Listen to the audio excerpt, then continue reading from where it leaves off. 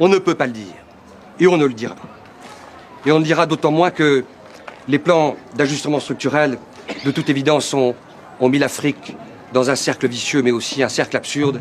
Et ce cercle vicieux, il a commencé, vous le savez, la Cour l'a parfaitement compris, par la dette. La dette qui est comme une pierre au cou de l'Afrique. La dette qui est comme le signe de l'allégeance de l'esclave à son maître. La dette dont les chiffres parlent d'eux-mêmes. 220 milliards de dollars en 2003. La dette dont on sait par les dernières statistiques, Monsieur le Président, Madame de la Cour, que si 4 dollars par tête d'habitant ont été remboursés, 4 dollars restent encore à payer. Et que de toute évidence, cette dette, elle a mis à genoux et elle met à genoux l'Afrique parce qu'elle lui vole sa souveraineté financière et son indépendance économique. Elle a mis à genoux l'Afrique parce qu'elle a démantelé sa fonction publique. Elle a mis à genoux l'Afrique parce qu'elle a obligé l'Afrique à brader ses services publics au mieux des intérêts des prédateurs financiers. Elle a mis à genoux l'Afrique parce qu'elle a mis par terre certains de ses hôpitaux publics. Elle a mis à genoux l'Afrique parce qu'elle a privatisé l'école par la faiblesse des revenus conférés aux fonctionnaires publics. Elle a mis à genoux l'Afrique et l'Afrique devient ainsi le miroir sinistre de ce que le monde est en train d'écrire, c'est-à-dire un monde privatisé. Et dans ce monde qui se privatise devant nous, la Banque mondiale, qui devrait être la banque de l'humanité, est devenue la banque de l'inhumanité. Cette Banque mondiale est devenue la banque de l'inhumanité parce qu'elle est devenue le cheval de Troie du capitalisme financier. Alors évidemment, on nous dira que la corruption est partagée entre les Africains et les Européens. Mais va-t-on dire tout à l'heure de l'autre côté de la barre que les Africains ont inventé la corruption? Va-t-on dire qu'il y a un chromosome de la corruption en Afrique? Va-t-on oublier que les corrupteurs viennent des pays riches et jamais des pays pauvres? Va-t-on oublier que les pays du G8 nous condamnent de mettre à genoux l'Afrique et la Banque mondiale brocarde ensuite l'Afrique en les menaçant de suspendre toute aide publique parce qu'ils sont devenus les pays les plus corrompus de la planète? La boucle est ainsi bouclée. On confond la cause et la conséquence. Le meurtre ici se dédouble avec sa facette sinistre, le cynisme de la Banque mondiale. Alors, loin de nous l'idée, Monsieur le Président, Madame, Monsieur, de prétendre que la Banque mondiale, comme le dieu Moloch, se nourrit des enfants africains, loin de nous l'idée de dire que la Banque mondiale déteste le potable et le rail public. Évidemment que la Banque mondiale n'est pas animée par un instinct de meurtre. Mais la Banque mondiale est simplement la pierre cardinale, le centre de gravité de ce capitalisme qui a perdu la tête parce qu'il est devenu un capitalisme financier, un capitalisme prédateur, c'est-à-dire un capitalisme qui ignore l'intérêt général pour organiser ce qu'il souhaite par-dessus tout, fabriquer des profits à perpétuité.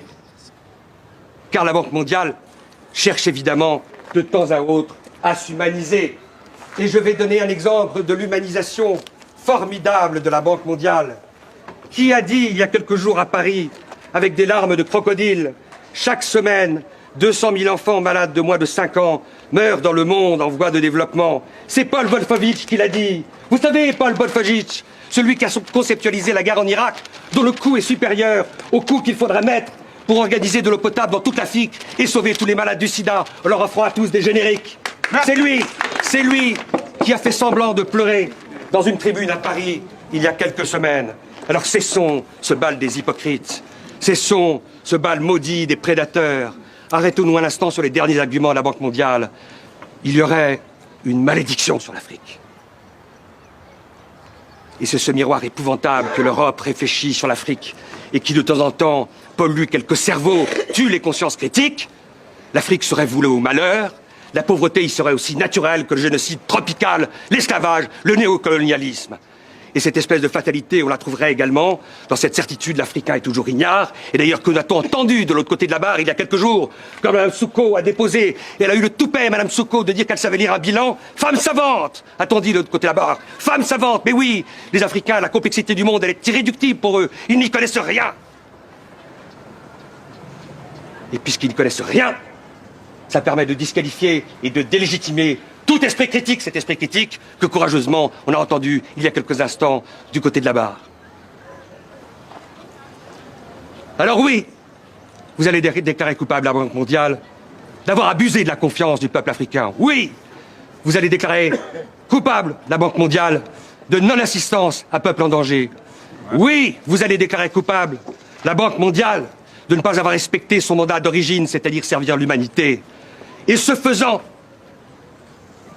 Vous allez réouvrir la voie de l'utopie que chacun de nous voit de l'œil intérieur et qui permet de dessiner un monde nouveau derrière les collines.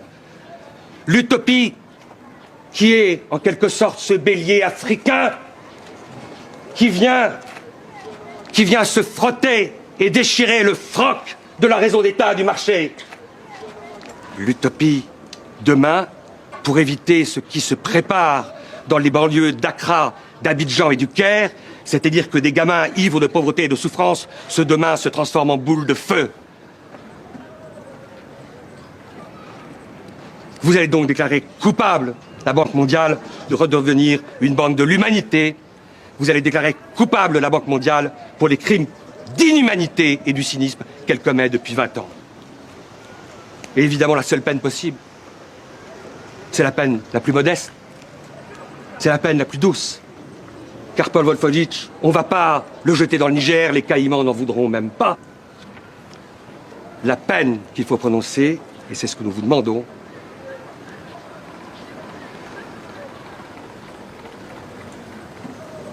c'est des travaux d'intérêt général pour l'humanité à perpétuité.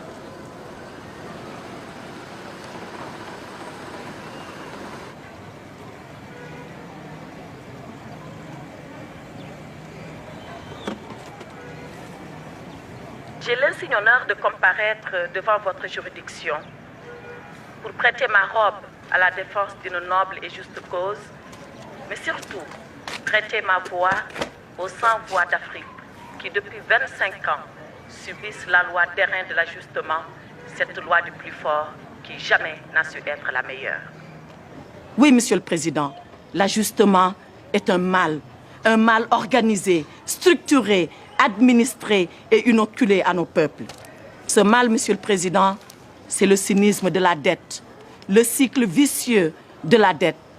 Cette dette qui a fini de ruiner nos économies et qui nous a aspiré toutes nos forces vitales alors qu'on n'a pas encore fini de payer. Que faut-il faire devant la violence de la dette?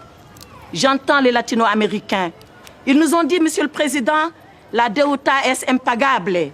La dette est tout simplement impayable. Oui, Monsieur le Président, elle est impayable parce qu'elle est illégitime. Elle est impayable parce qu'elle est violente. Elle est impayable parce que tout simplement, elle est insoutenable. À la violence de la dette vient s'ajouter le bradage de nos biens publics, de nos services publics, de nos services sociaux de base, la privatisation. Après avoir privatisé la santé, alors que entre juin et septembre 2005, 42 000 personnes sont mortes du choléra, cette maladie du Moyen-Âge qu'on croyait à jamais éradiquer de nos villes et de nos campagnes. Mais qu'on n'aille pas plus loin, Monsieur le Président. Ici, dans cette chambre, gît et gémit un malade. Entendez-vous sa complainte? Elle m'est parvenue aux oreilles et nous privatisons la santé. Ce n'est pas fini. On privatise l'éducation. Conçue comme un droit universel, l'acquisition du savoir et de la connaissance, qui doit être la chose la mieux partagée. Pendant que 2/3 de nos enfants sont analphabètes, on nous demande de payer pour acquérir le savoir et la connaissance. Ce n'est pas fini, Monsieur le Président. On a privatisé, on a bradé nos services publics. Comment privatiser l'eau, Monsieur le Président? Le Djoliba, le Sénégal, le Zambèze, le Limpopo, nos fleuves privatisés avec nos contes, nos légendes, nos traditions, enfouis dans les courants, dans les rivières et dans nos lacs. Cela n'est pas admissible. Ce peuple, c'est la veuve qui pleure la mort prématurée de son mari, enfoui sous les décombres de l'ajustement. Ce peuple, c'est l'orphelin qui réclame le sein de sa mère, emporté dans les couches, alors qu'il exigeait tout simplement un dû, les soins primaires de santé. Ce peuple, Monsieur le Président, c'est le père de famille, ce compressé du rail, ces messieurs que vous avez entendus, ces dames qui vous ont supplié à votre barre. Le père de famille qui a vu son autorité, qui a vu son influence, qui a vu sa dignité diluée et emportée par un licenciement injuste. Ce peuple, Monsieur le Président, c'est enfin Zégué Bamba. Avez-vous, Monsieur le Président, entendu la complainte de Zégué Bamba? Ce paysan qui vous dit « Mais pourquoi, comme alors, je ne sème pas? Pourquoi, quand je sème, je ne récolte pas? Et pourquoi, quand je récolte, je ne mange pas ?»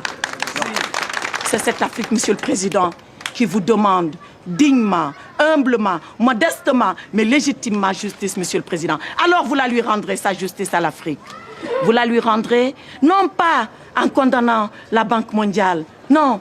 Vous la lui rendrez tout simplement, Monsieur le Président, en renvoyant la Banque mondiale, le FMI, l'OMC, le G8, tous leurs affidés et leurs complices à leur mission première, celle-là qu'ils n'auraient jamais dû oublier et qui met l'homme comme finalité de toute action humaine. Il vous appartient, Monsieur le Président, vous, par votre plume, qui rendra la décision. Il m'appartient, moi, par la robe que je porte. Il nous appartient à nous tous, parce que c'est notre devoir de génération de provoquer et de précipiter la venue de ce jour. Car il y va de l'équilibre du monde et de l'avenir de l'humanité.